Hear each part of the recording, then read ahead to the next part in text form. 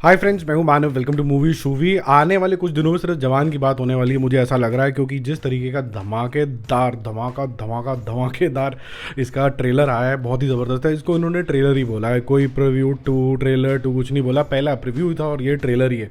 तो इसी तरीके से इसने प्रमोट किया है शाहरुख ने। बहुत सारी चीज़ें हैं, अगर इसको डाइसेक्ट करने निकलें, एक एक फ्रेम को डाइसेक्ट करने निकलें, तो इसका जो आप स्क्रीन बाय स्क्रीन ब्रेक करोगे तो बहुत सारी चीज़ें नज़र आएंगी। ऐसे तो तमिल वर्जन अलग से देखोगे तो आपको योगी बाबू भी दिख जाएंगे, जो कि हिंदी वर्जन के अंदर आपको शायद नहीं दिखेंगे। और जो बाकी जो रेफरेंसेस हैं, चाहे आलिया भट्ट का रेफरेंसेस है, वो सब कुछ इसमें कॉमन रखा गया। मेरे को ऐसा लगता है कि जो बहुत सारी कॉन्वर्सेशंस हो रही होती हैं जब ट्रेलर आता है, तो उसके नीचे भी बहुत इंटरेस्टिंग सी बातें हो रही होती हैं।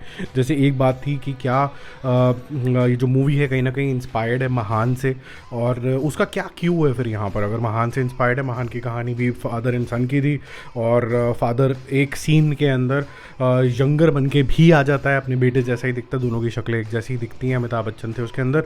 यहाँ पर भी एक ऐसा डायलॉग आता है जहाँ पर बच्चे ये पूछते हैं कि क्या ये आपके ओरिजिनल बाल है, विग लगाया है या फिर डाई करके आए हो। ऐसा भी एक डायलॉग आता है। तो काफ़ी सारी चीज़ें सिमिलर लगती हैं देखने सुनने के अंदर। बट आई थिंक इस मूवी का जो ट्रीटमेंट है वो बहुत ज़्यादा अलग है। ये जो मुद्दा है कि एक जवान है और एक गांव दिखाया गया है, वहाँ अत्याचार हुआ है, और ये वो वाला ज़माना है जब ये मुच्छी वाले आपको शाहरुख खान दिखते हैं। तो ये एक स्टोरी का एस्पेक्ट हो जाता है। और फिर अत्याचार होने के बाद ये बदला लेने की कोशिश करता है, और उसकी खूब पिटाई होती है, और उसके बाद ये पट्टी मैन बन जाता है। तो ये ग्रेजुएशन होती है, पट्टी मैन विजिलेंटे बन जाता है। और क्योंकि ये ट्रेंड होता है ऑलरेडी, इसकी जो बैकग्राउंड होती है वो एक ऑफिशियल मिलिट्री ऑफिशियल वाली होती है, तो इसको लड़ने का जज्बा भी होता है, और लड़ने का जज्बे के साथ इसकी पिटाई भी बहुत होती है, क्योंकि जिसके अगेंस्ट है वो फोर्थ लार्जेस्ट आर्म्स डीलर बताया गया, जो कि विजय सेतुपति है। फैंटास्टिक। तो अब पिटाई होते होते अल्टीमेटली ये अपनी एक फ़ौज बना लेता है, और ये पट्टी मैन जो है with the help of girls, ये एक विजिलेंटे प्रॉपरली टर्न आउट हो चुका है against the crimes and largely Vijay Sethupathi. In between बच्चा भी बड़ा हो जाता है, उसको भी ये क्राइम ख़त्म करना है, उसको भी पैरेलली गंजे भाई साहब को ढूंढना है। जब गंजे भाई साहब को, टकले भाई साहब को ढूंढना है, तो जब इनके पाथ्स क्रॉस होते हैं, तो जो विजय सेतुपति साहब है उनको ये कन्फ्यूजन हो जाती है कि वापस से कैसे आ गया। वापस से आ गया तो पता चलता है कि उसका बच्चा है, और जब ये बच्चा है तो फिर एक डायलॉग आता है बड़ा मस्त सा कि मेरे बेटे से बात करने, बेटे को हाथ लगाने से पहले अपने बाप, उसके बाप से तो बात कर ले। जो वो डायलॉग है मैं भूल जाता हूँ, मुझे पता नहीं क्या है वो डायलॉग, अच्छे से रटना पड़ेगा वो।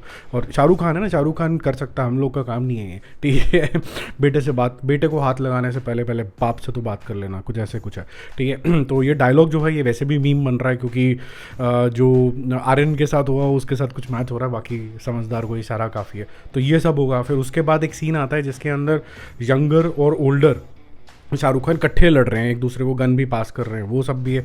फिर जो बेल्ट वाला जो सीन है शाहरुख खान का, वो भी लीक हो जाता है, जो ओल्डर शाहरुख खान के साथ है। कहीं ना कहीं मुझे शक हो रहा है कि ओल्डर वाला यंगर बनेगा, यंगर वाला ओल्डर बन के भी बुद्धू बनाएगा। क्या ये दोनों टीम अप होके क्राइम खत्म कर पाएंगे कि नहीं कर पाएंगे, ये आई थिंक मूवी का क्रक्स लग रहा है।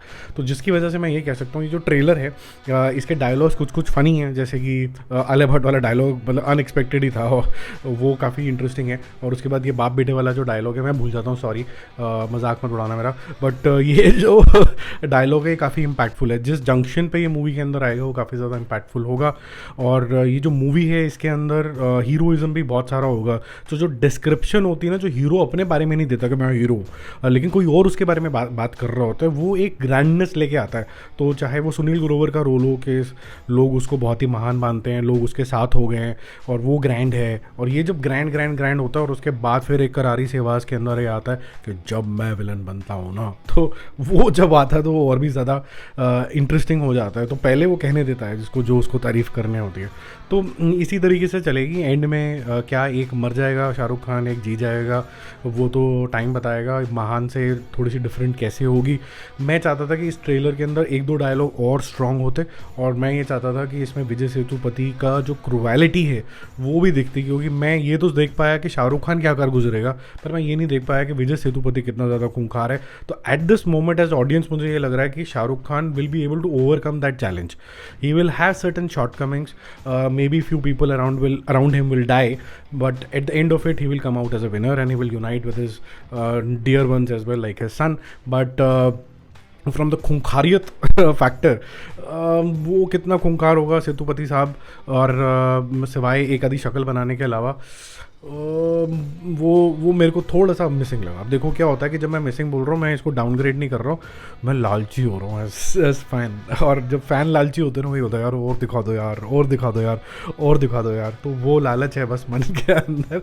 But otherwise it's a very high octane trailer. मैं दोबारा एक ही ट्रेलर के बारे में दूसरी बार बात कर रहा हूँ क्योंकि मेरे दिमाग में ये प्ले करता चला जा रहा है इसकी स्टोरी क्या होगी। और एक तो मुझे कमेंट भी आ गया कि सर आप स्टोरी की बात क्यों कर रहे हो भाई, मतलब ये दिमाग है और ये खाली डब्बा थोड़ना है। जब आप कुछ चीज़ देख रहे होगे तो उसमें कॉन्टम्पलेशन तो शुरू हो जाएंगी।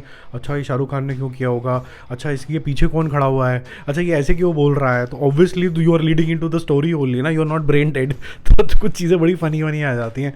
बट ओवरऑल बेसिस पे स्टोरी काफ़ी हद तक खोल दी है। थोड़ा और दबा के रख सकते थे स्टोरी को। फॉर एग्जाम्पल ये बाप बेटे वाला एंगल जो है, जो डायलॉग से एक्सपोज होता है, वो है तो बहुत बढ़िया, लेकिन उसको दबा के रखते हैं। अभी भी कन्फ्यूजन में रह जाते हैं कि एक अकेला शाहरुख खान है कि डबल रोल है। आपको क्या लगता है इस बारे में? कमेंट ज़रूर करना। Bye bye.